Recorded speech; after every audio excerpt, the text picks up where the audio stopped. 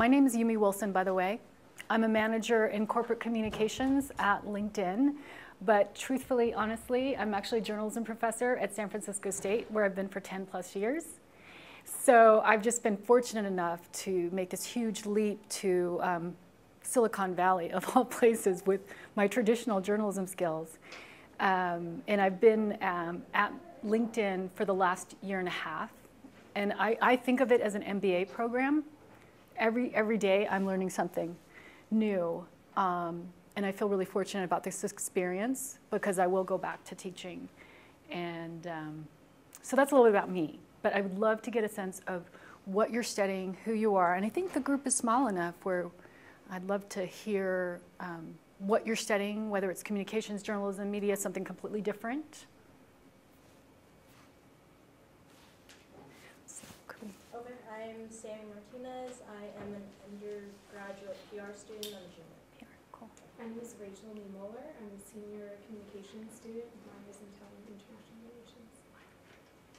My name is Ashley Williams, and I'm a first-year graduate student in the communication management program, the emphasis in marketing and communications. I'm Katie. I'm a sophomore. I'm in communications and in the Price School of Public Policy. Great. My name is Christine Vu. I'm a first year at Price as a graduate in public administration, and I'm interested in political communications. Wow. Okay. I'm Tatiana Santos, and I'm first year comm management grad student. My name is Natalie Morin. I'm a senior studying print journalism with additional concentrations in web development and Chinese language. Wow. So I just have to stop for a second. So print. Yeah. How's that? Well, it's great because it's technically print and digital. Gotcha. So, All right. So what would you like to do? I would like to work in digital media that has also like a print component to Gotcha. it. So something like the New York Times that's kind of going digital, or do you mean something like Mashable or TechCrunch or BuzzFeed? Okay. Yeah, I'm interested So you're open. Exactly. Okay. Good. Hi, I'm Mary Catherine Malone. I'm communications and screenwriting. That's an amazing combination. Covered the bases, right? Hi, I'm Gigi Gastovich. I'm a freshman undergrad, and I'm a double major in art and print digital journalism. That's really wonderful. So are you interested in design and graphics? Yes. Excellent. Yeah, I want to go into fashion. Mm-hmm. So you want to go to New York City? I hope so. I'm Kyle Robinson. I'm also a print digital journalism senior and songwriting minor. So with the print digital folks, have you guys done like 3 internships? Good. And then are you applying now for jobs? Good. Okay. I'm Julia. I'm an alum, and I'm a publicist. Where do you work? I was doing music for 7 years, and now I've made a transition over actually to the LME Film School. That's wonderful. Yeah. Hi, I'm Veronica. I'm a senior, and I'm double majoring in public relations and international relations. I think I want to go more in the marketing route, either in tech, entertainment, brand, that sort of thing. Marketing is big, bright future. So you've heard about content marketing? Sorry? Content marketing? Yes, definitely more of that. Good. My name is Alexandra. I'm a senior broadcast and digital journalism major with a minor in cinematic arts. TV? Do you want to do TV? I want to do broadcast news production. Good. Hi, my name is Benjamin Lee. I'm a senior in communications, and I'm trying to get into the marketing, advertising, PR, that sort of thing. Great. My name is Lauren Sims. I'm an alum, and I work, well, in the grad master comm program, and I work in experiential marketing and events. Wow. I would love to learn more about experiential marketing. Maybe after. Yeah. Oh, hi everyone. I'm Mara. I'm the Director of Alumni Relations for Annenberg. I'm just here to say hi. Hi, I'm Lauren Evishink, and I'll be finishing my master's degree in the comm management program in May. And I'm Laura Johnson. I'm a first year MSBR or Masters of Strategic Public Relations. So you could do corporate communications. Yes. Right? Take my job. Okay. Did I miss? Oh, and you came in? Oh, my name's Jimmy. I'm a first year journalism graduate, and I want to do print in the future. Wow. And do you want to do it internationally? Do you want to do it here in the United States? Where do you want to be based? I haven't decided. So you're open. Yes. That's great. That's great. Thank you guys for those introductions. Again, I'm here to tell you a little bit about LinkedIn and how journalists, communicators, specifically corp comms or comms folks can use LinkedIn. My job is, I've got two different hats that I wear at LinkedIn. So one is that I manage or moderate LinkedIn for journalists. And actually the way I got my job is I was still teaching and I was looking for a part-time job because you can never make enough money as a teacher. So I found this 20-hour-a-week job at LinkedIn. I was lucky enough to get it. And so my first job was called community manager. So some of you in this room might consider that as a position. So when you're a community manager, so if you haven't started checking out community manager jobs, you're going to find tons because almost every company, whether it's a big corporation or even news publication, they all need community managers. And your job is to build community via social networks. So that was my job. I came into LinkedIn and we had about 16,000 members. Today we have more than 52,000 members. So, and it is a matter of cultivating discussions, making sure that the people who are in that group are really part of a community, and in my case, it's journalists. The second hat that I wear is that I'm the moderator for LinkedIn for Corporate Communications, and actually I came up with this idea because I needed to start training corp comms folks, and I thought, why not create a group where people can go to find out more information.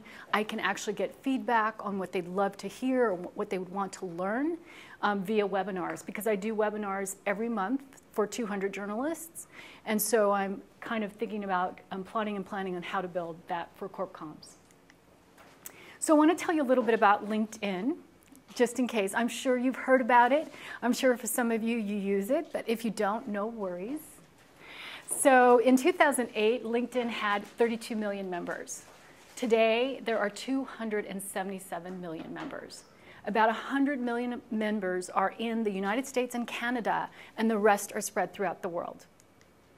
In terms of monthly unique visitors, there are about 187 million monthly unique visitors. So when you think about content and engagement, that's the number you want to think about. And then the last stat I wanted to share with you is this idea of mobile. So how many of you have been hearing about mobile? Maybe you're so tired of hearing about, yes, okay. The bottom line is that we're all going mobile, whether we like it or not. And what that means for LinkedIn is their research shows that 41% of their members come to LinkedIn via the smartphone. So when you're thinking about optimizing products, optimizing usage, you got to think about that. And so from a comms perspective, when you're thinking about spreading the word, sharing the message, you want to be thinking about mobile. And certainly we are at LinkedIn. The other thing that comes up often when I do trainings and when I'm talking to people, they'll say, Yumi, I'm on Facebook, I do Twitter, I'm a big Pinterest fan. Maybe you're on Vine. All good. You want that circle. You want all of those different social networks. But the thing I like to point out about LinkedIn is it's different from what we call a personal network. And this is based on studies. The studies show that you have a personal network and then you have a professional network. So the thing to think about when you're trying to reach out to people and engage with people is when you think about LinkedIn, it's the place where people come to invest time versus kill time. I love Facebook. So I'm there, I'm killing time, checking out what my friends and my family are saying, right? But when people go to LinkedIn, they want information on brands. It's one of the best B2B networks out there. It's high on the list. So the other thing is, for most of the members, they're there to be productive and successful. So if you have information to share that says, this is how you can do your job, this is how you can find a job, this is what not to do in an interview, LinkedIn is the perfect place for that. So with that in mind, I'm going to talk about 3 different things. And really what I like to do, because we have an intimate group, is finish this lecture or portion early and really open it up to questions. But with that in mind, I'm going to talk about optimizing your profile, sharing updates on the homepage and in groups, and then third, finding people, companies, and content to connect with and follow. So these three things I think will be important when you're thinking about whether you're seeking a job or whether you're seeking to build community. All right, first, raising brand, and each one of us, by the way, we are a brand. Do you know that? Okay, good. All right. So I was at a training with nonprofits, and someone said, Yumi, what do you mean by brand? I was like, okay, so we need to help nonprofits, promote themselves, promote their causes, find donors, build their brand. And what was interesting to me was an Asian American Journalists Association workshop that, they were starting from the point where they didn't even think about what brand meant. So this group, you're much more savvy. You understand the importance of brand. You understand that each of you as an individual, you are a brand.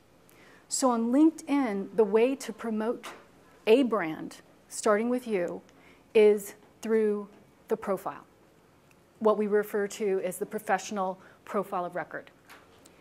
So when I do one-on-ones or to do trainings and I take a look at people's profiles, I'll see a lot of things missing.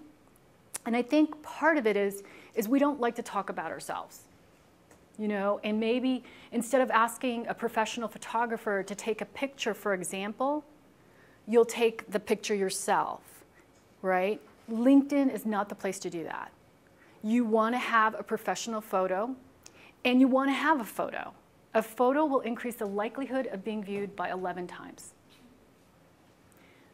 Adding a second position to your profile will increase the likelihood of being viewed 12 times.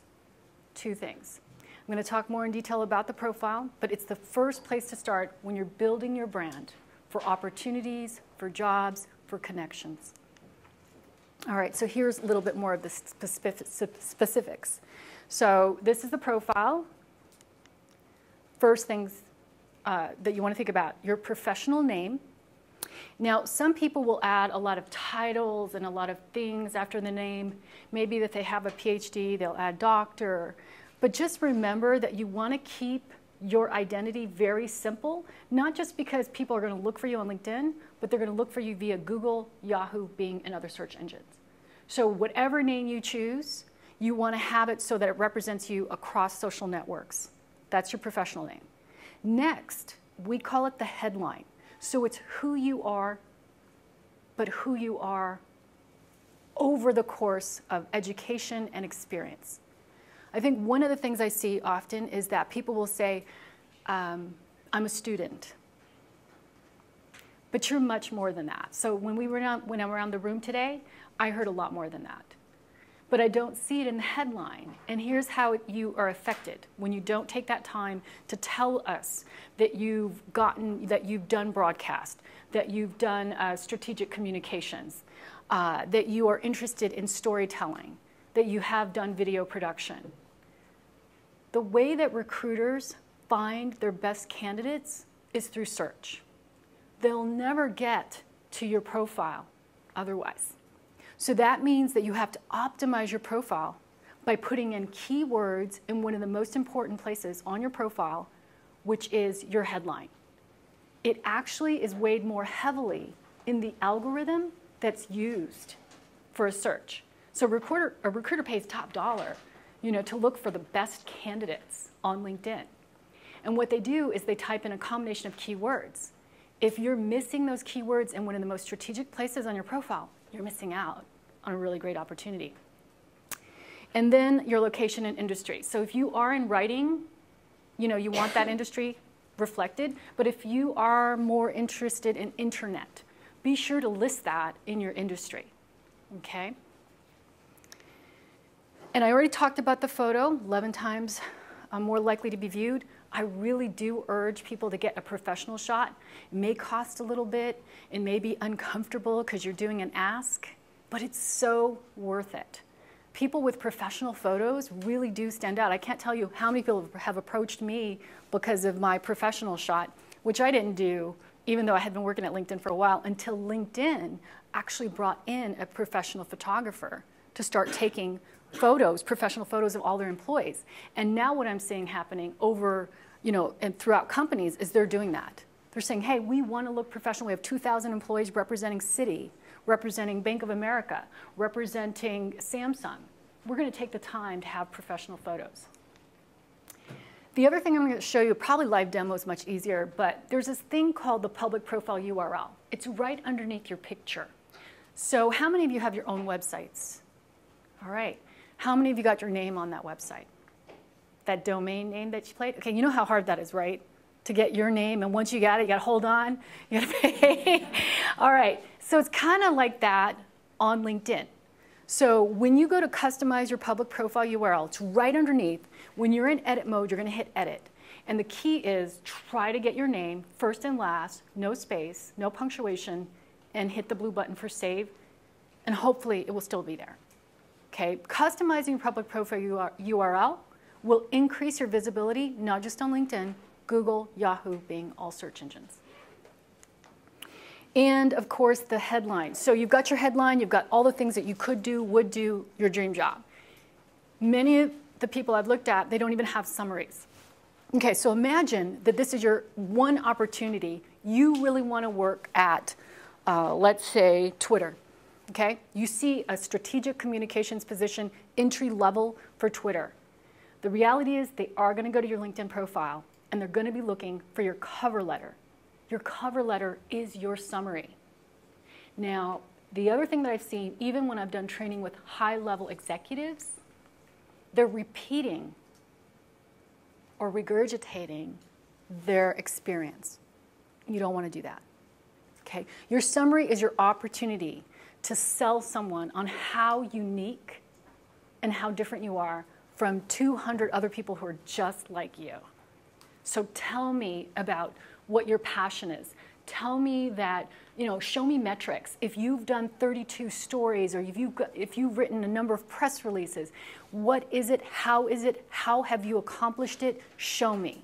Because that recruiter is going to look at that summary and determine whether you're truly different from the 200 candidates who've gone to great schools, who've done 3 internships, and who have a great, background. And then last, LinkedIn, I would say about 6 months ago, added this capability of rich media. So you may not have noticed it, but in every section of your profile, you're able to add rich media. This means if you've done a PowerPoint in one of your classes, or maybe you've put a project together, a video that you have on Vimeo or YouTube, you can now share it on your LinkedIn profile. And it's really worth it because visuals and rich media also increase the likelihood of being viewed. So you can do it in every section, so do add rich media. And skills. How many of you have played around with the skills section? All right, okay, and how many of you love it? Okay, you don't have to tell me. So this question comes up often. So especially among journalists, you can imagine, why do I need the skills section? Endorsements, I'm being endorsed by people who don't even know that skill. Number one, if someone endorses you for a skill that they really don't know you have, you don't have to accept it. And it should never be quid pro quo. So if someone endorses you, you shouldn't feel obligated to endorse them back, because that's really not genuine. But I will say that adding skills to your profile will help you greatly, because other people are verifying that you're great at what you say you're great at. Remember, LinkedIn is all about self-reporting.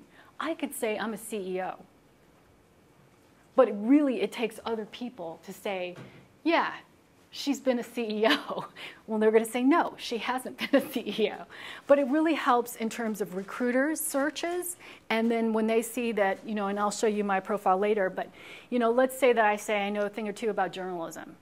I'm a teacher, so when's the last time I practiced? Or what do I really know? It is gratifying and I think really convincing to others when they see, 99 plus or whatever endorsements. They have a better sense that maybe I do know what I'm talking about.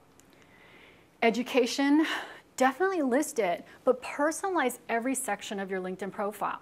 So that means when you have the opportunity to list your university, but what I heard in the room today is that many of you are doing double majors. Many of you have minors. Many of you have a unique study area. So it's the combination that's going to make you stand out. We can say it when we're in a room, but what we need to do is say it on our calling card. And LinkedIn happens to be the best calling card for you at this point. Because so many recruiters, I think the latest statistic was something like 93% of all recruiters use social media to find candidates. And many of those recruiters are using LinkedIn. And then, of course, if you've done volunteer, if you've been a volunteer somewhere, if you have certain causes, those, again, are keywords that will help boost your profile up. So you don't have to worry if, I don't have 10 to 15 years of experience in PR. And actually, last summer, I helped a nonprofit. Actually, that's going to help you greatly. Talk about that nonprofit, talk about that summer, but be sure to mention the keywords that are going to help align the values that you have, whether it is strategic communications, whether it is public relations, journalism, print journalism, television. Be sure to tell me when you did that volunteer opportunity, how did you move? How did you get closer to that goal that you have as a potential employee for a major company? All right, and I quickly want to talk about this. I hope to do a live demo, but this is the most important page on LinkedIn. This is your privacy and settings page. So often when I'm meeting with people, they'll say, Yumi, I'm getting so many emails or I'm getting invitations from people I don't know. You actually can control all of that through the privacy and settings page. So here you'll see profile, communications, groups, companies, and all that good stuff. So under communications, you could actually click on that, change how frequently you receive emails, and you could actually change it so that you only get invitations from people who know your email address. Okay, so I know that's one of the concerns that come up, okay?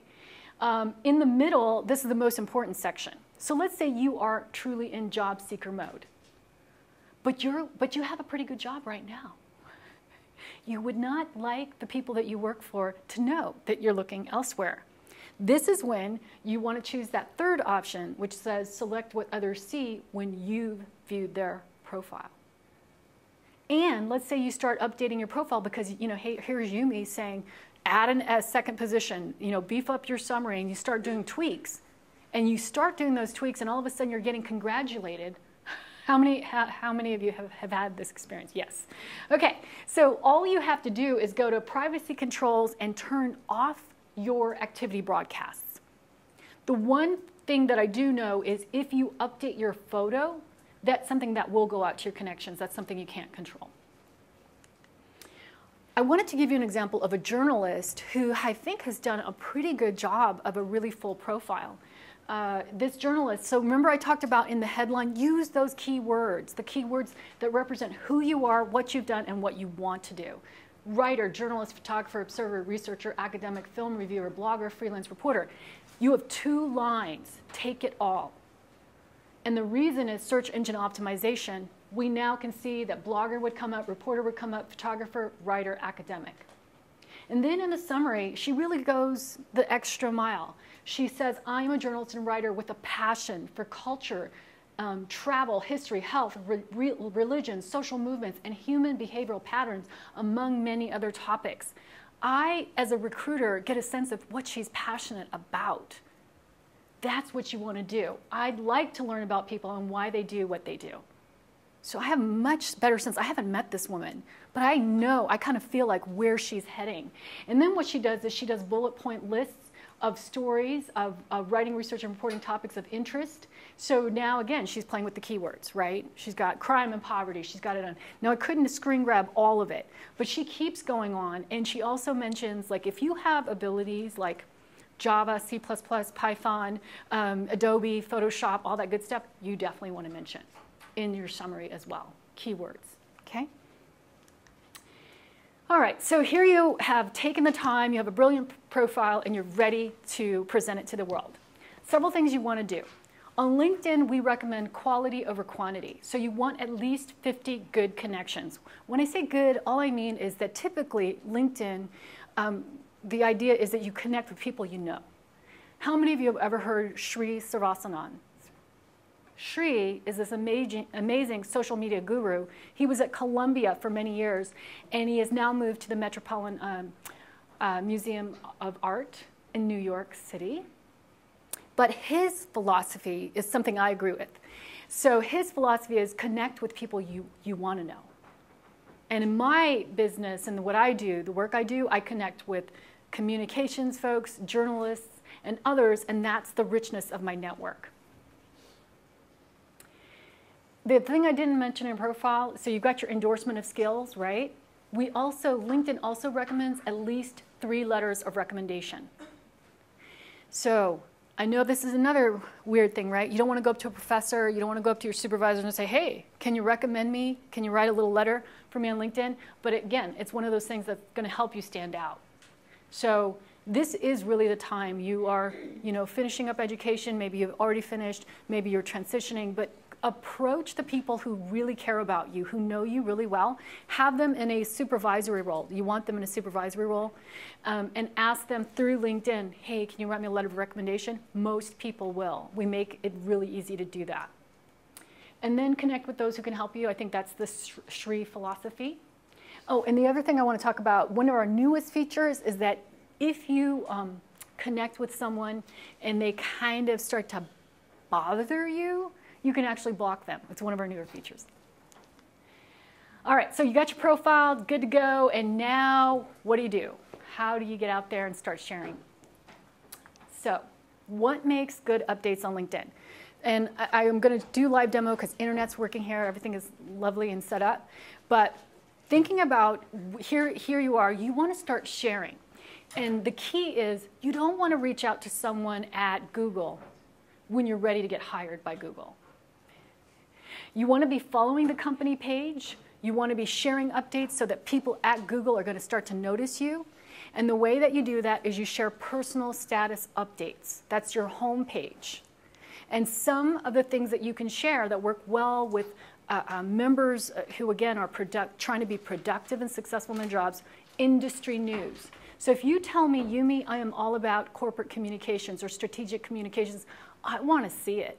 I want to see it in your updates. So if we connect and you're in my feed and then you start sharing things that I should know about, maybe a big content marketing strategy event coming up or some statistics that show me that communications, strategic communications is becoming, the sought after career, then I'm going to keep you in that file close to me if I'm a recruiter thinking, gosh, she's going to be a perfect fit when that job does become available.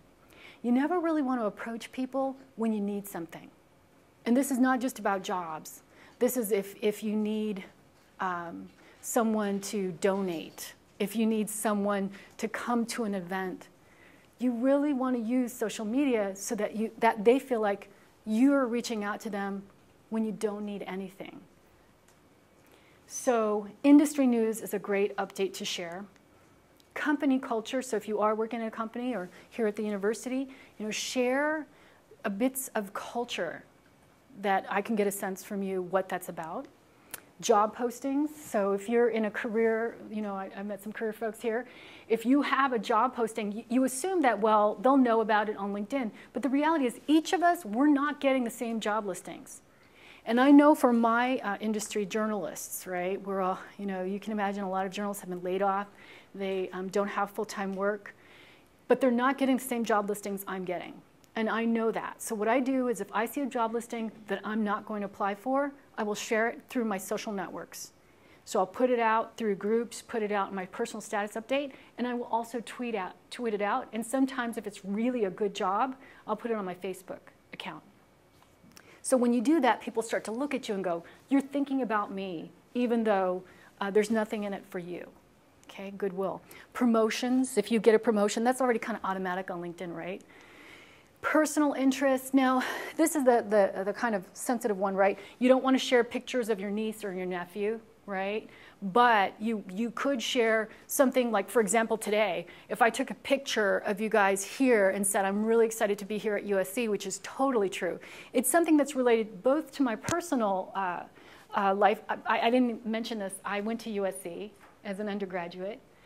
But also, it's professional, right? So That's a great thing to share. Tips on professional career. And so those are some great updates. All right, so this is the homepage on LinkedIn. The one box on the top where it says share an update, that's your personal status update box. And I'm going to make the difference. I want to note the difference. Remember that this is your personal status update box. It's a great place to share. But if you find a great article, you often will share it through that LinkedIn share button, right? I'll show you a live demo. That's going to give you a different set of results. And I like to point this out because when you share a personal status update, on the right, and I'll go live soon, you'll actually see how well that personal status update did. So you can start to gauge, like, wow, you know, when I talked about this New York Times article, no one really viewed it. But when I shared a photo of a company called Swift Communications in Belgium, where I recently went and I got 5,000 views, it educates me, helps me understand what the members are looking for. And actually, here we go. So this was the Swift Communications that I shared, and this was like midway through the cycle. The cool thing about LinkedIn is that you can share an update once, but it lives for days, if not longer, because when people like and share it, it actually stays in the feed. Unlike Twitter sometimes, like how many of you are social media managers? Right, so you know you have to tweet it out, put it on your editorial calendar, get it going, maybe renew the campaign a week later, right? What's interesting about LinkedIn, anecdotally, is this update, you know, first day, but by the 6th day, this was midway through the cycle, but day 7, that number kept going up. One personal update. This is another one where I shared great tips on empowering your employees to become brand ambassadors. You've heard about that, right? Big thing in the industry right now. And the other thing that happens is this thing called trending. So if you and your colleagues share something on LinkedIn at the same time, it will actually increase that the visibility of that story. So what I would urge you as a team, when you're sharing a story or an event, be sure your colleagues are going to share it around the same time. So where do you go beyond the homepage? Groups. So LinkedIn has 2 million groups. Some of them are very active and some of them are not. You want to be careful when you share on groups because you can easily be called a spammer, right? If you just go out there, okay, Yumi said to go and share in groups, so you start posting in other groups, you could actually be blocked from that group, and you don't want that. But if you pick the right groups to join and even start on your own, you could increase your profile views, going back to your brand, 4 times. Okay, so this is one of our latest stats that have come up. And like I said, there are 2 million groups. One of our groups most successful is Harvard Business Review. They have 500,000 members. So just imagine the kind of power that you would have if you join the group, if you become what we call a top contributor in the group. You have a lot of power there. So I want to talk about some basic search things, and you have to actually learn this on LinkedIn. It's not that intuitive, but you can.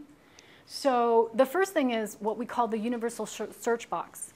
So it's at the very top of the screen, and this is where you can type in keywords to find groups, people, companies, a number of things on LinkedIn, and you can find them through the universal search box. But then we have another feature, and I think the most important feature search tool, and it's called the Advanced People Search. We have 2 types of advanced people search and advanced job search. So if you don't do that function, you're going to type in keywords in the universal search box and go, LinkedIn doesn't have it. LinkedIn doesn't have it. But really what it is taking a little time, studying it, learning how to navigate LinkedIn, and then you will find the kind of results that you want on advanced people. Like I said, so we have 2 million groups, 3 million plus company pages. So if you are looking at companies and you want to work for those companies, for example, or have relationships, you would want to follow the companies. And I'll show you how to do that. And then in terms of content, here's this idea. I'm saying, hey, post a personal status update when you can, maybe once a day, maybe once every 2 days.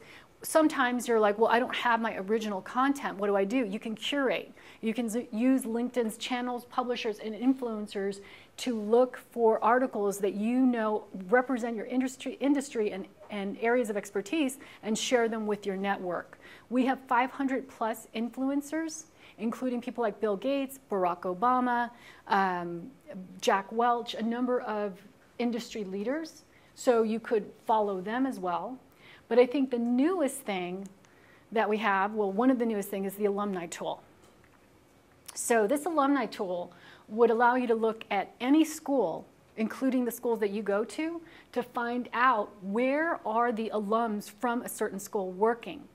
So that middle column, you can see that these are the top companies that people are working from USF, but you could type in see more and you can add any company.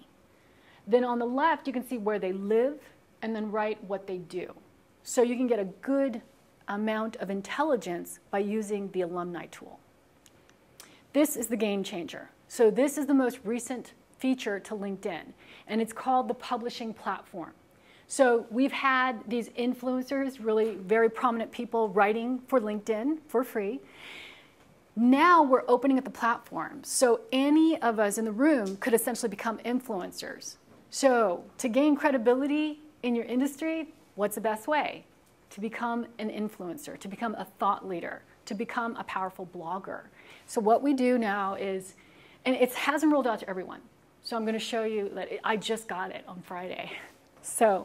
But it allows you to write long form on LinkedIn, reach out to your members or your connections, and then if they start talking about it, it would go out to second degree connections, and then if they start talking about it, it would go out to third degree connections. And people can actually search articles. So that's another way they would find you. All right, so 3 things I talked about. We got through it. Optimizing your profile. Second, sharing updates via the homepage, personal status update box, and groups. And then third, finding people, companies, and content on LinkedIn so that you can really stand out as an expert. So that's my lecture portion. Okay.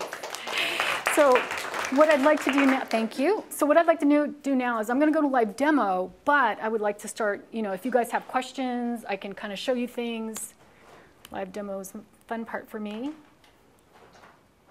All right. And so remember how I talked about certain things on LinkedIn? I said the personal status update box, right? So here's where you would share an update. The big thing is the game changer is the publishing platform. If you see this pencil in your status update box, it means you have the new tool. It's slowly being rolled out first in the United States, and hopefully it'll go global. So we may not all have it in the room, but once you hit create post, you click on that, and then you could say,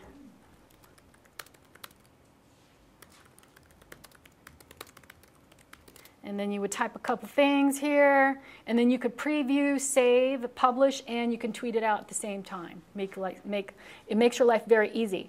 And so what happens is that people can now follow you. And that follow button is critical because instead of awkwardly trying to connect with people, vice versa, people who find the kind of tips that you share can become your followers. So someone had mentioned fashion in the room. Let us hear your ideas and thoughts on fashion and your reflections. And so then when you sit down with someone and say, this is where I want to be, this is what I want to do, they see that you have a number of followers and hear your great ideas that they can see and read. Really, really helps to convince people. They actually this, right? They're checking you out across social networks. It's so wonderful if they can find all the professional stuff first. And by optimizing your profile, meaning getting it to all-star status, you're actually increasing your visibility on LinkedIn by customizing your public profile URL. Let me show you where that is. I go to Profile. I click on Edit Profile. And I go underneath my picture. Remember, in this little thing right here, notice how it says Yumi Wilson. The reason why it's just my name and not a jumble of letters and numbers after. If you check out yours, it's probably jumbled letters. I got rid of all that by clicking on Edit. Bam. All right. And then here is how I look to the world. If I ever want to kind of change it so that people who aren't connected with me don't see certain things, all I have to do is go to the right, get rid of certain things, like I could get rid of details about my education. I could get rid of the groups I follow.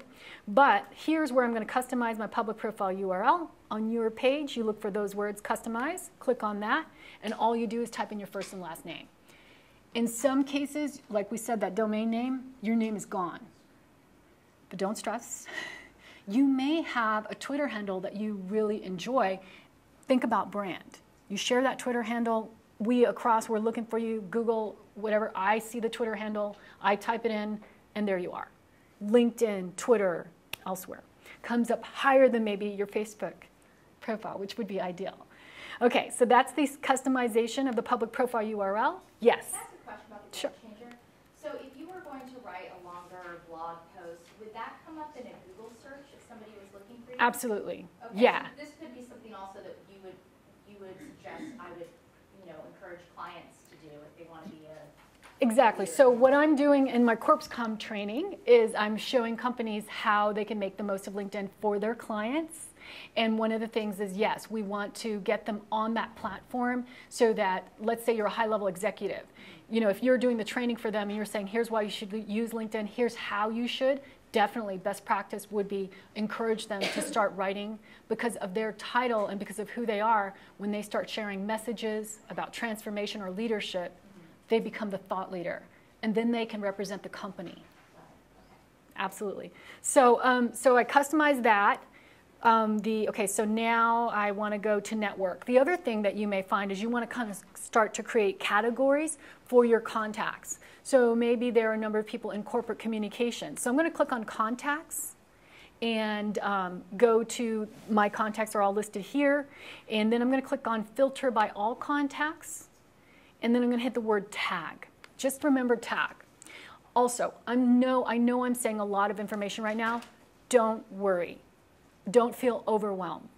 What's going to happen is when you start playing around with LinkedIn, you're going to find out that you can do things in 2 to 3 different ways. So, you're like, okay, she said something about categorizing tags. You'll see that you can find it. But what I've done is created some lists for my categories like corporate comms, historians, radio journalists, San Francisco politics. And by creating tags for certain connections, when I'm ready, let's say, oh, wow, I want to reach out to all my corp comms folks because I want to send them invites to my LinkedIn for corp comms. So I'm able to do that, send a kind of a bulk email to just corp comms folks by creating a tag.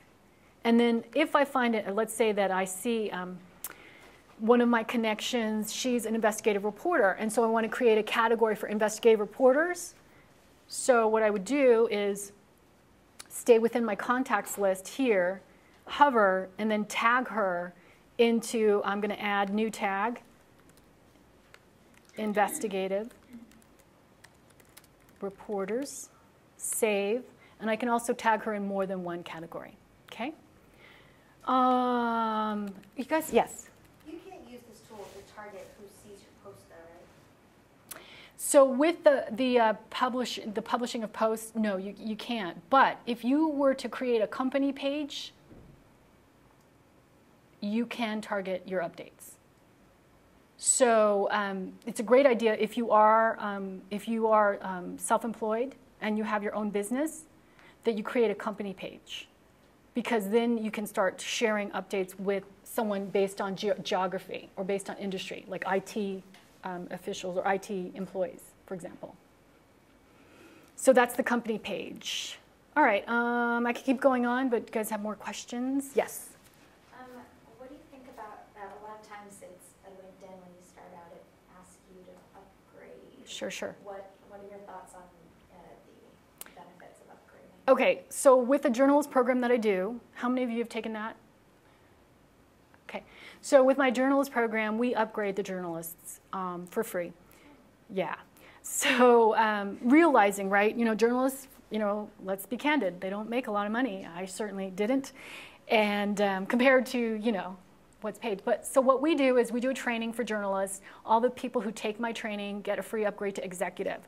And the reason why it's beneficial is two big reasons. So let's say I'm going to use the alumni tool Okay, so I hit find alumni, and my last school that I attended was USF, and so now I'm going to where they work, and I want to find people who, let's say, work at Google. So I see there are 82 people who went to USF who may work at Google or who have in the past worked at Google. So I just click on Google, and then you can see the blue chart changing. I scroll down, and now here are all these people who I'm trying to reach out to people at Google. They are my best possibilities, right? Potential sources, targets. So what I would do, number one, is I would go stealth, remember, right? So I want to make sure that the Google people don't know I'm trying to check them out. I go to privacy and settings, and I make sure, and I think I am transparent now, so I want to go anonymous.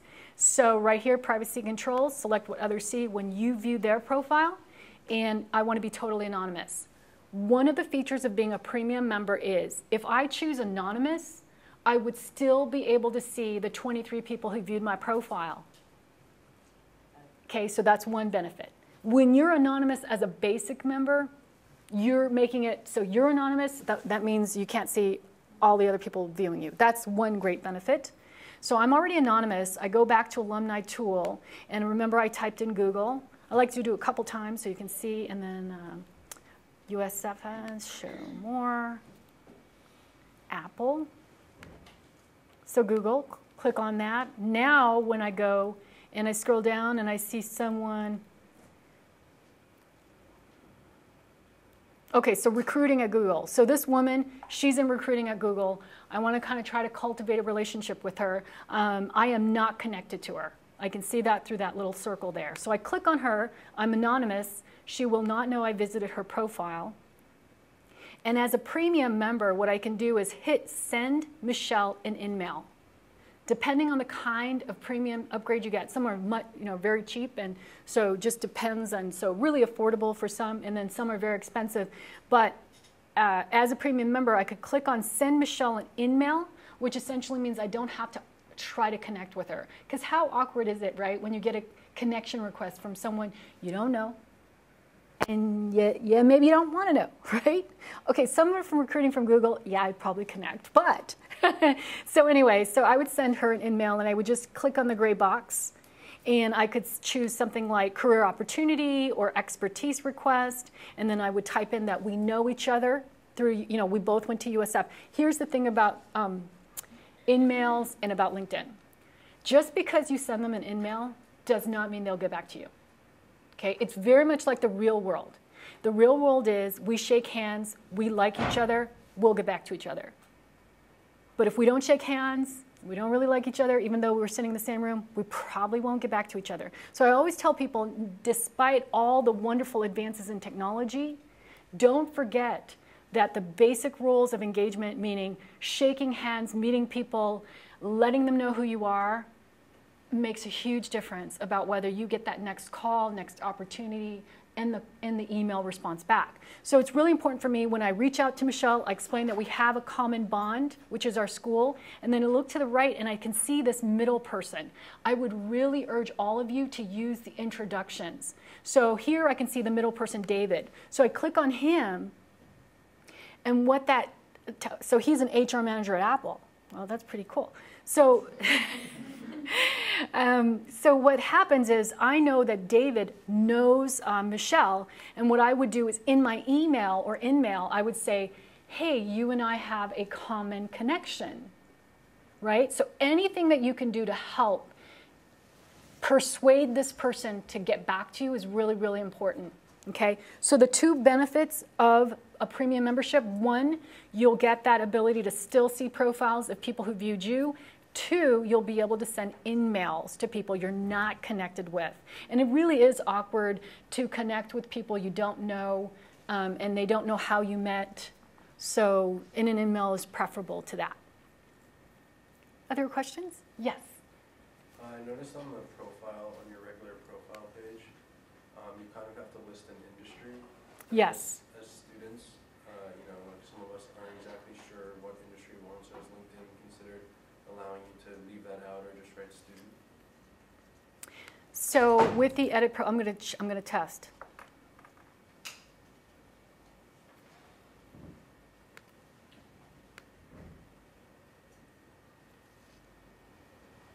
So you put your location in, writing in, let's see if they have a little blank spot.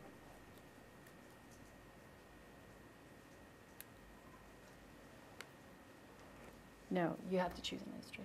No, I have to say, like, you know, I work at LinkedIn, so traditionally I would say internet, right? But, and I know a lot of my colleagues do, but really, you know, in my heart of hearts, I'm a writer and, you know, all that stuff. So that's, I kept that industry. As a student, you may not know which industry you want to be in, but perhaps you could list a really general one for now, and then you could switch it. Thanks. Yes? I have the word freelance in my headline, and perhaps it's not heavily searched, but it may be important for them to know. What do you recommend? My personal opinion is that you could take freelance right out of your headline. Whether you do something part-time, whether you do it full-time, doesn't matter. What matters is that you're a writer or you're a PR expert, that you're a specialist. That's what matters in the headline. And what the experience position, you know, so here, I'm just going to cancel that out. So as you move past summer, so someone's really interested, they found you through keyword search, and what they're able to do in the experience is to see how long you've been somewhere. Or I was helping someone who's freelancer, very well-known freelancer who's written like 6 books. But what she has is she has the first 3 positions where she's working at them simultaneously. So for anyone who's looking at your profile, we can see that you share your time, you know, with a number of companies or publications or, you know, organizations. I just think that freelance means, here's the thing, and I heard this and, you know, I would need to like quote it to be sure, but most recruiters are looking for passive candidates. So that means that if you're looking, sometimes it's harder to get that job, whereas if you seem happy and fulfilled and you're doing what you do, then for some reason, then you know, this whole idea of passive candidates, they stand out.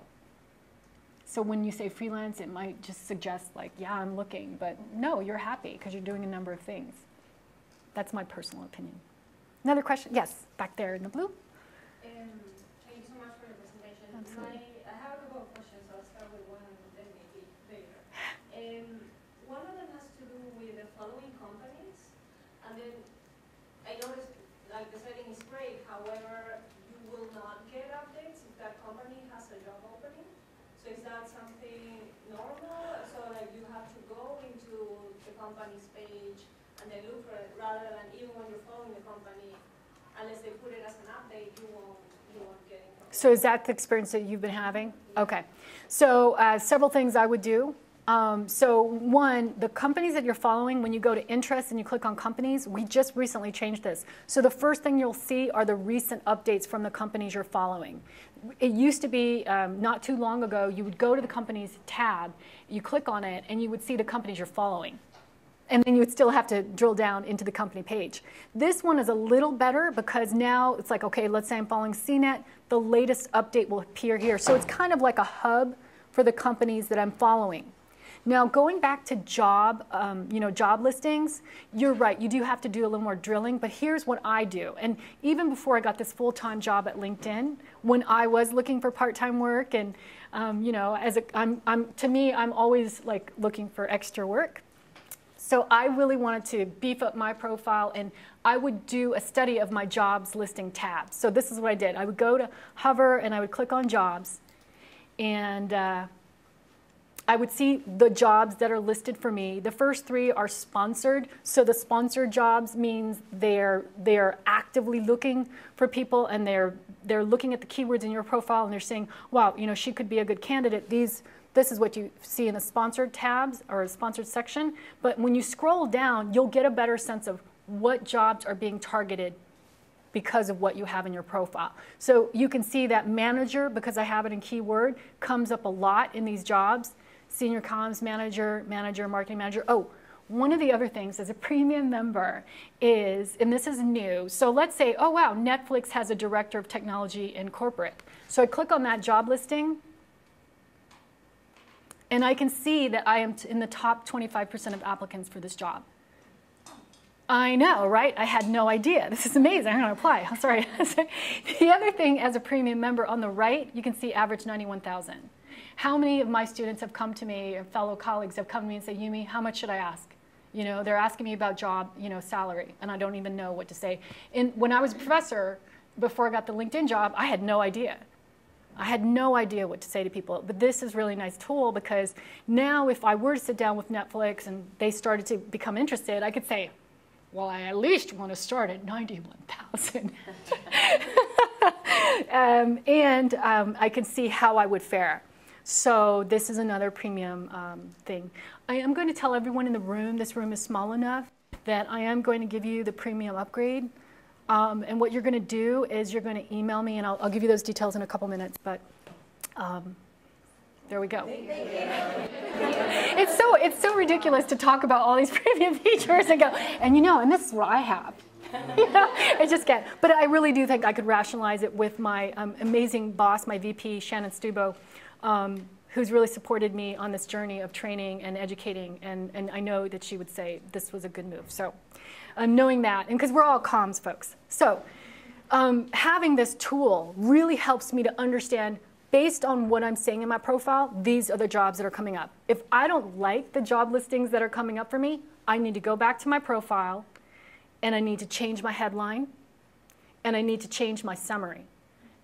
And because it's really, I did this test anecdotally, where all my experience stayed the same, nothing had changed, but I changed my headline and I changed my summary, and social media jobs started coming up. Because at that time I was looking for a part-time contractor job in social media, and had just finished a contract at Stanford in the School of Engineering.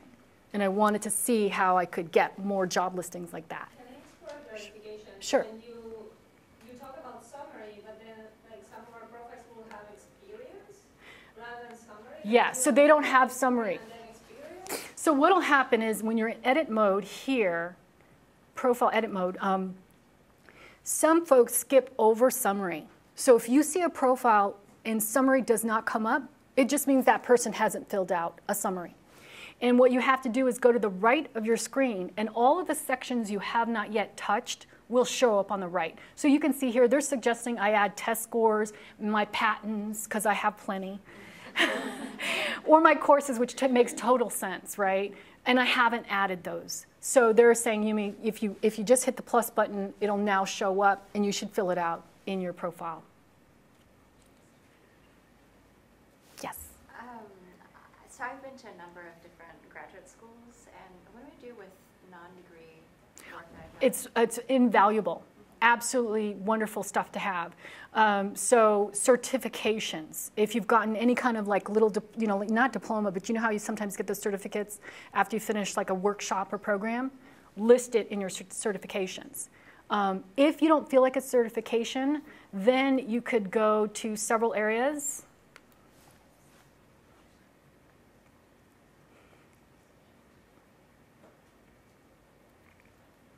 You could add it as a, well, not as a position. You could add, what kind of, give me an example. So, for instance, I was out of law school for a year, and then I did some more public affairs work at another university. Great. So under education, I did a fellowship at the University of Michigan for a year. Didn't get a degree out of it, but boy, you better bet that I'm going to mention that.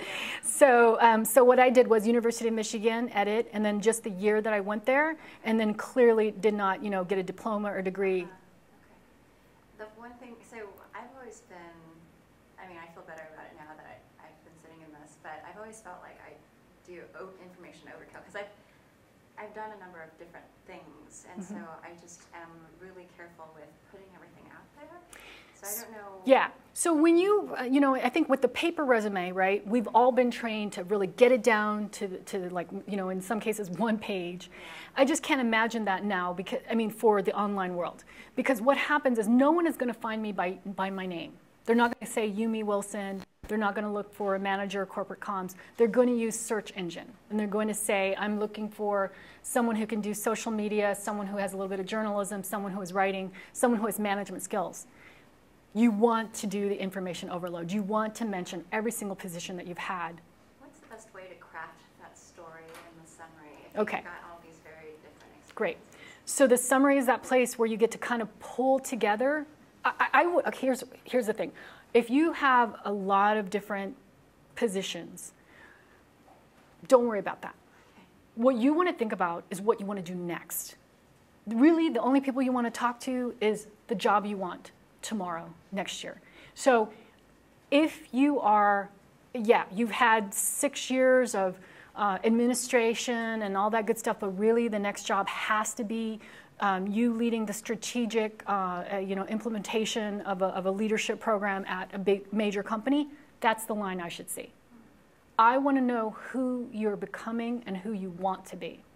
Because in interview, as we all know, let's say I get through the profile and I say, wow, she's really impressive. When you and I sit down together, and Suzanne and other people can speak to this, I want to know if I'm excited by what your passion, your vision, right? The vision is. And it's not going to come from you saying, here are all the things I've done, right? You could say, here are all the things I've done, and now I'm ready to do this. That's, I think, going to be really, really exciting and important. And that's the way that I would use summary. For me, you can see that I talk about the metrics. Remember I mentioned metrics? And then I also talk about devising and leading. But the third paragraph is really my passion statement. So in journalism, I believe it is critical that those teaching and practicing the craft learn as much as they can to stay on top. That is why I jumped at the chance to help run LinkedIn for Journalists a year ago. In that time, I've learned so much about what journalists and aspiring journalists need to do their jobs well. Most important, I've learned that we all need to take more risks, ask bolder questions, and not be afraid to break away from the pack. Yes? Me?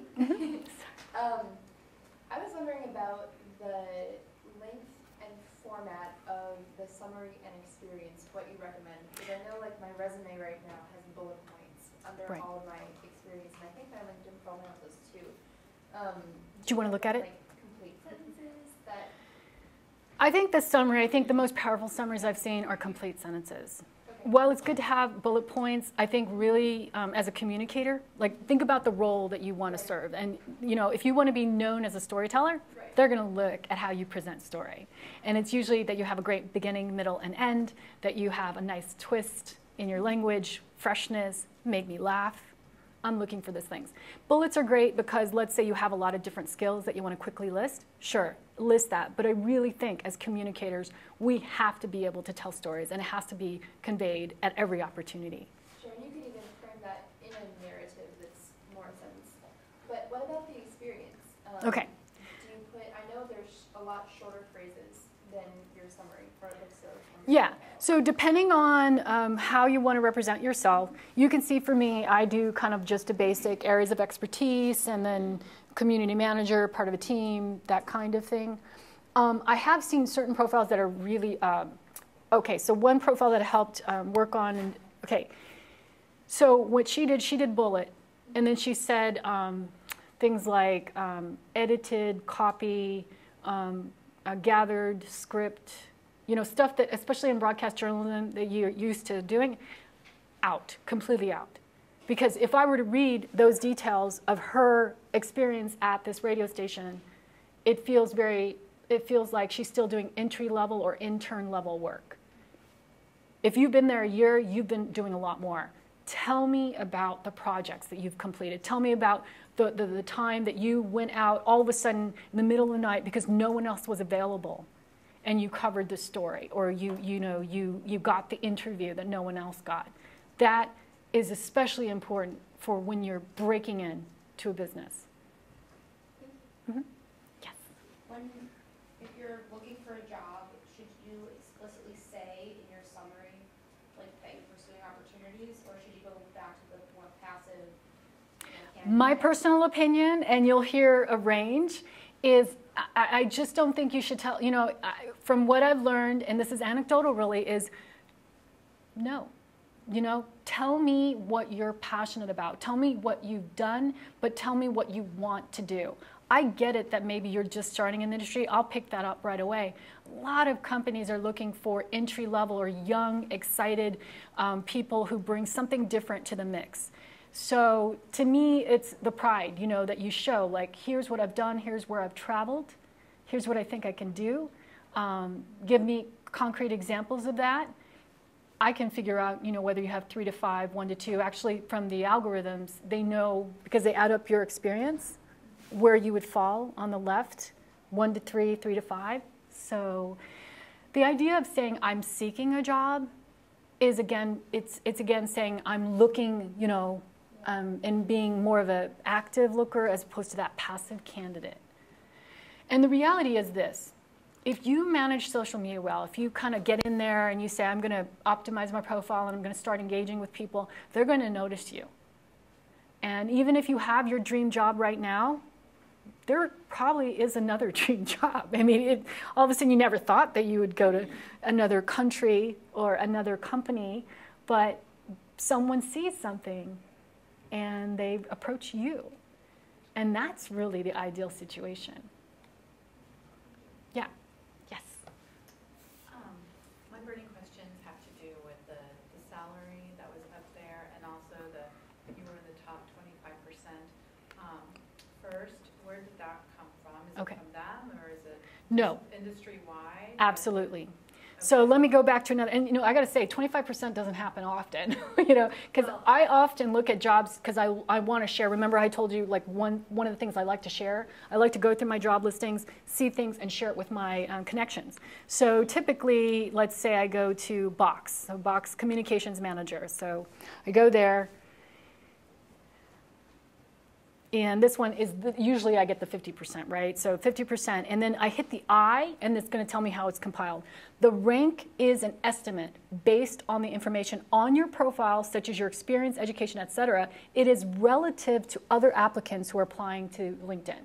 So often what you'll see is if a job has just been posted, they won't even have a ranking because they just don't have enough data to create a rankings list. And the ranking is not endorsed by the employer and may not accurately reflect the outcome. And that is also true here with the salary. Salary information is provided by pay scale and is based on job-specific attributes.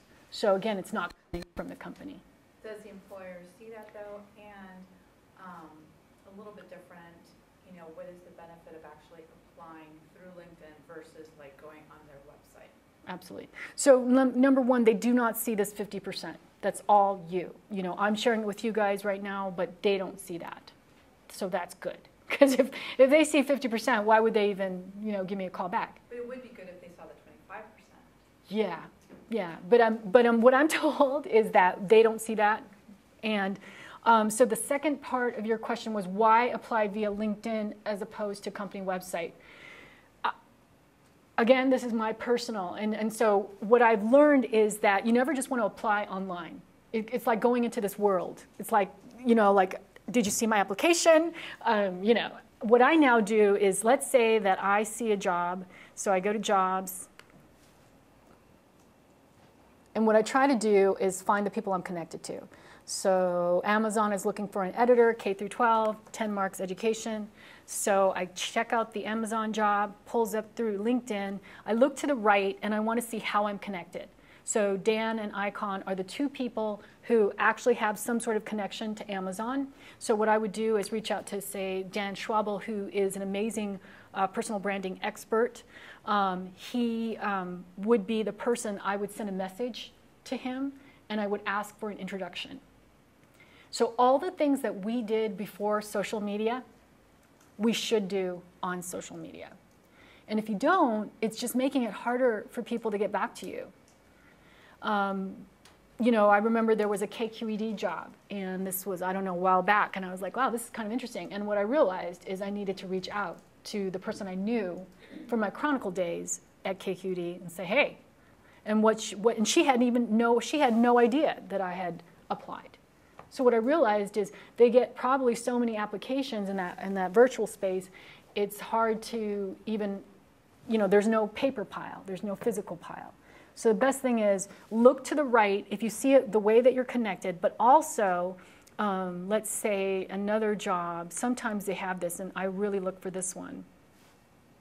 So let's say Director of Public Relations. Exactly. So on the right, you'll see contact the job poster, Jennifer Dunn. That's what I look for. So what I'll do is I'll drop an email to Jennifer, and I'll say, hey, I see that you have a posting. Is it still available? Do you already have candidates in mind? You know, is it okay if you take a look at my profile and tell me, you know, if I have any chance whatsoever? Sometimes they don't get back to me, but that tells me everything, right? So I really look now, I really see the value in looking at how I'm connected to a company, how I'm connected to a recruiter, and making sure that I go through all those who you know steps before I simply just apply online. Yes? Is there, in terms of what a recruiter sees, they use the same, is there a membership for recruiters? Absolutely. Something completely different? Like, yes. What does their kind of platform look like? You know, I don't know all the things, but the recruiters, they can pay for recruiter tools. So what they have the benefit of is they have these products that make it so that they can look at all profiles. So example is, as a basic member, you can really only look at the profiles of first and second degree connections. As a executive, which you'll be upgraded to, premium, that's one kind, you can now see the full profile of a third degree connection. But for recruiters, they pay a pretty penny. They can see the profiles of everyone if they pay for the right tool. So recruiters really can look for the right candidate. But the thing that they do, and I can show you it, and you can do it when you're searching for jobs or people, is you would use the advanced search, right? And so what recruiters are doing is they're trained and they know a lot about Boolean strategies. So let's say I'm going to run an advanced job search. So I'm looking for someone who has content strategist. Okay. So content strategist, but also has been a journalist. So I'm using Boolean strategies, which are the quote marks, to combine content strategist. And then I also learned that and has to be capitalized. And I'll show you where to go to get all these answers so you don't have to try to remember. And journalist. Okay. So they do these actually I took one training because I wanted to get a sense of like how they do these. They can do long, long clauses to knock out a lot of people, you know, and they do. So for me, I'm running a small clause. I'm going to run it, content strategist and journalist. By default, it's set on the country where you opened the account. So for me, that's the United States, but you can change the search to anywhere in the world, and you can also change the search to zip code. For now, I'm just going to hit content strategist and journalist. The other wow, there are more premium benefits than 2. So here I can say, but I only want to look at jobs that pay $100,000 because I'm optimistic. Okay, so maybe there's 0. Okay, so maybe I have to like go down there a notch. So content strategist and jobs, it tells you. So that's when I would change titles. So we've got one, content strategist. Okay, journalist. This one's in New York. All right, so this one has an average pay of $54,000. I would be in the 50%. I can see the recruiter. I can see a contact, Charlie, and here's the job description. I want to get back to something that you had asked. So you're not seeing the job listing as you want. This is what I would do. So let's say this is not the salary range that I can live on, right? But I'm interested in content strategy. So what I do is I'll scroll down to people also viewed and look at the jobs that they're checking out. And the second part I'll look in the same job listing is down, down, down below. I'll see similar jobs. So I always do that research because basically maybe job listings that I want aren't coming up for me or I can't find them, but I'll do an active search just as a recruiter would, using keywords, stringing them together, and then say, so Business Insider, a very successful online publication, is looking for a content strategist. So, and this was posted 20 days ago. So I click on that, and now I can see this one pays 58, and I would be in the 50%, and then I can see the connection. And what this starts to help me understand is that content strategist may not be in the pay range that maybe I'm looking for. Right? So it really helps and it informs me. And so let's say that I type in, I'm going to go to advanced, and I'm going to click on jobs. And then I hit jobs. So now I'm going to type in content marketing, which, by the way, all of you could do if you wanted to, and that is a booming industry. Content marketing. and PR. Actually, I'm going to keep out PR because I just want to hit 100,000 here. And I'm going to go anywhere. And now I'm going, oh, search is not provided when you do anywhere. Okay, so 100, keep that. Let's run it. All right. So by playing around with the search and really starting to be open to different titles, you will find jobs that you, number one, believe you can do. Number two, that would pay you what I call a living wage, because you paid a lot for education and you have done a lot. And then you can start saying, you know what, I am a good content strategist, but frankly, I can do content marketing. You know, and what you'll find is once you get to a company, what I'm learning is if they value you and you're doing really well, you can kind of start to shape what you really want to do at that company. Any other questions? Yes. You know how, well, at least when you get to the computer center, they say, okay, well, craft your resume according to whoever it is that you're applying to. Well, this one, you're kind of just laid bare with one profile. And so how do you write about your experiences so that different job HR folks would look at you and say, huh, this person's a good candidate? I believe, again, personal experience is that write who you believe you are today and write who you want to be. Like if someone were to tap you on the shoulder, what would you entertain, truly? You know, where would you move? And how much, you know, would it take to move you? Be as honest and open about that, but of course, showcase all the things you've done. Because then you're going to get tapped by people you want to get tapped by, right? The key is when you still have the application process. So let's say you went through the job search and you're like, oh, this is an amazing job. So something like, okay, so LinkedIn is looking for a senior web marketing manager online. So click on that, because now you know someone at LinkedIn. So you check out this job description. Lauren is a 20-something dynamo manager and talent acquisitions. So, so you check it out and you're like, okay, 108,000.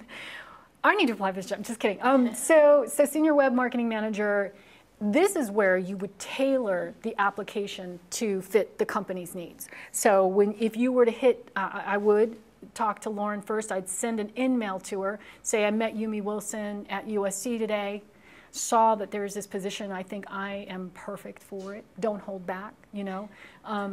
Lauren, for example, has just taught me a lot. She's a 20-something, like I said, but boy, man, she comes across and she just nails it in terms of what she knows. She's not shy about it. And I see that at many young people in the tech space, that they don't hold back. They say, here's what I know. And I'm like, okay, you got me. So anyway, so you would say that how you connected. You would say to Lauren, this is what I'm interested in doing. I really think this position would be a great fit for me. You know, how should I go about the process of applying? And that's where you tailor your kind of, you know, your message. Question? Yes. Because you mentioned how important now the mobile version has become, I'm a little bit worried that some of the updates on the mobile version are not shown versus the desktop version, and that includes the examples of work right. that you've done. So like, is that something you guys are working on? Or? Yes, absolutely. And I think the recruiter tools, we actually have a recruiter app, so they might actually be seeing much more than we see. But we have the personal app, right, the LinkedIn member app, so we may not be seeing as much as recruiters are. Candidly, when I do my trainings, I always, you know, when I'm showing people all the functionality of LinkedIn, I always start with desktop or laptop, www. So if you're on iPad, you know, you can actually negotiate, you know, go between your www, you know, and then go back to your LinkedIn app, because you'll have all the functionality of moving privacy and settings and all that good stuff, and doing much more advanced searches on a www as opposed to the mobile app. And I'm sure that's what recruiters are doing. So I don't think you have to worry from a recruiter perspective that they're not doing really refined searches, whether it's mobile or on desktop, laptop. What I think the point that you bring up that is a really good point is, as members, you know, we don't have full functionality yet, and I'm sure that that's something that they're definitely working on, and we'll see much more available via mobile. Yes? When you were talking about, like, let's say you see a job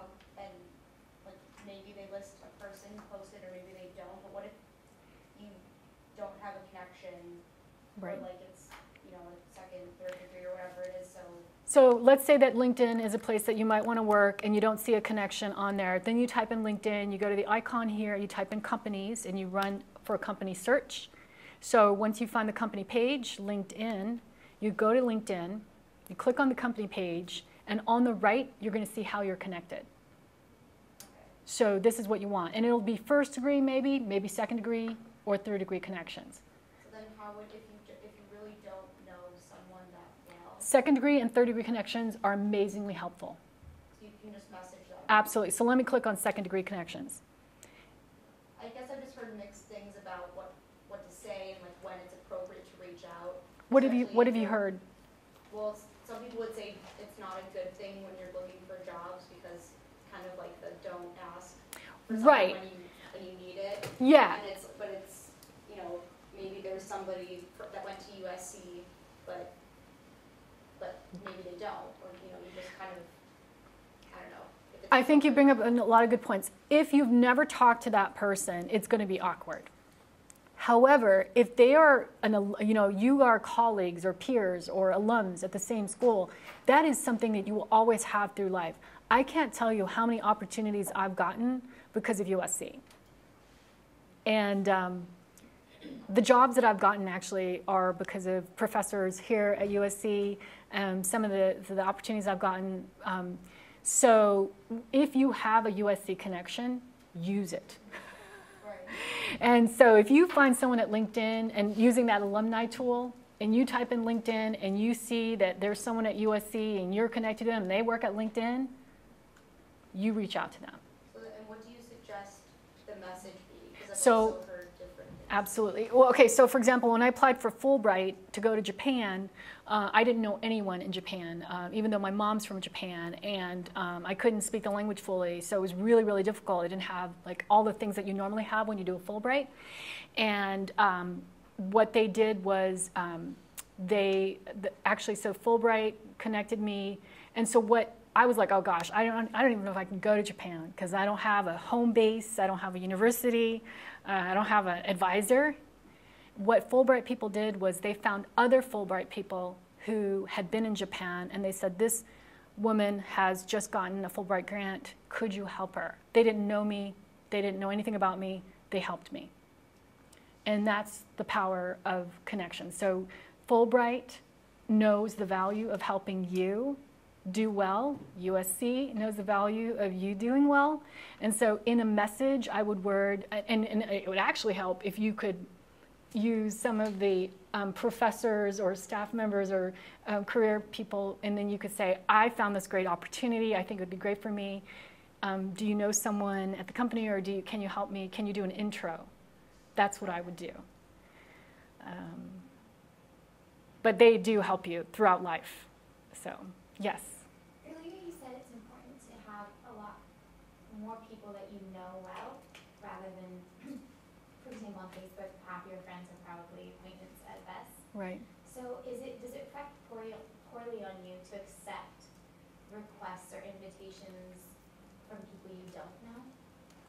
So, again, I think it goes back to the Shri philosophy of people you want to know. And I think for me, like, I connect with people who share an affinity, and that would be the area of industry, the industry that I'm interested in, that I'm in, communications, journalism, media. So even if I don't know that person personally, I know what they do. I share values with them.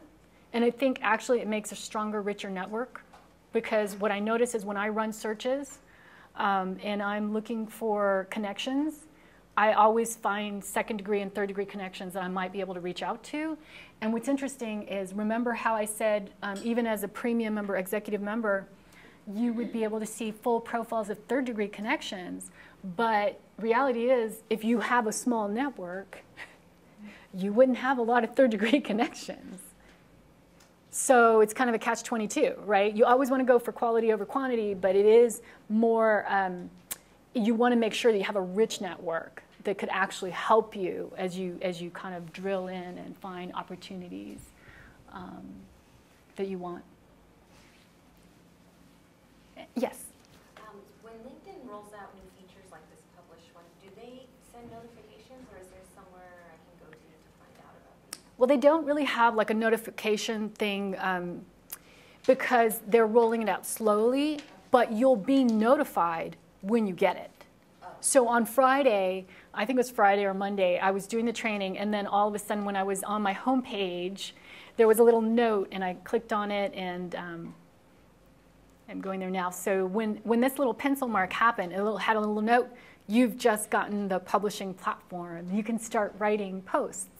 So I was like, this is really exciting. Now on the right, I want to show you Help Center. So everything that I've talked about, don't remember. If you haven't taken notes, if you have taken notes, don't even worry about it. What you're going to do is, if you get the publishing platform and you're ready, but you want to like have a good post and you want to have something that resonates and all that good stuff, you click on Help Center.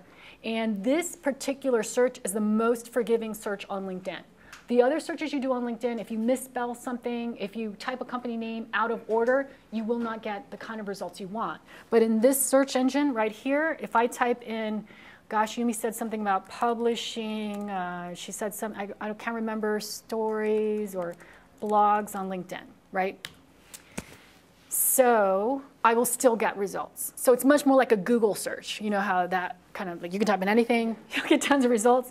So here I'm like, okay, LinkedIn Pulse, that's not really what I want. Publishing posts on LinkedIn platform. So go here, and then I can see how to do it, but look to the right, and you'll be given an overview, best practices. So what I would do is, once you get that capability, take a look at what's working. So they'll talk about what's working, and here they say, like, here are some posts that might inspire you, 5 ways wearable technology will impact healthcare.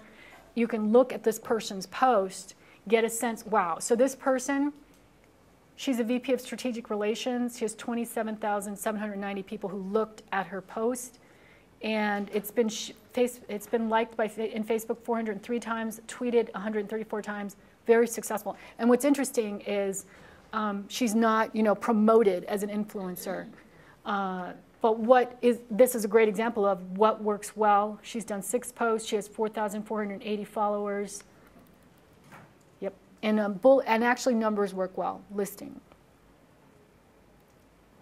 Yes. I just wanted to get some clarity on this publishing post and how that, if it's the same thing that you mentioned earlier about building credibility and being an influencer, but you said it just rolled out on Friday. Right. Is that 2 different? No, same thing. Okay. So really, up until this point, we only had the LinkedIn Influencers program, and it was by invite only. So it was only when we invited Bill Gates to be an influencer, and so if you or I wanted to be an influencer, we couldn't get in. Now they have rolled out a new platform which allows me or you or me to be an, lack of a better term, influencer. So if I were to start writing and I was consistent about it, just as if some of you probably have blogs, yes, right? You built up a following. Now you could take the content you have on your blog, you could kind of recraft it a little bit, share it on your LinkedIn to create another platform for your message. And over time, people would start following you as an expert, or what we call a thought leader, on LinkedIn. Okay, thank you. I'm going to jump in just for a second. Yeah. And let us thank you, and then if people have questions, because I feel like I want to. Oh, okay. I think Yumi was fantastic. So yes, another round of applause. Thank you very much. I learned a lot myself, so I'm thrilled so many of you showed up. And thank you very much. Great, and I want to give you my, yes. The last thing, since we talked about the premium membership, I'm sure that. Okay, so what you're going to do, and you should write this down if you don't have your laptop or your mobile. So what you're going to do is copy and paste your public profile URL, and you're going to copy and paste that, and you're going to drop it into an email to me. So you open up your email, hit email, and you're just going to drop that in. Yours, not mine. And then you're going to put today's date, April the 9th, right? Okay, 2014. And then you're just going to send it to ywilson@linkedin.com. Okay. The reason I asked for the public profile URL, it is your unique identifier. If you were to send me your email address, it might not be the one that you opened the account with, so I could not find you. And the other way is your name is actually probably shared with a number of other people, believe it or not, all around the world. All right. Thank you, guys. Thank you.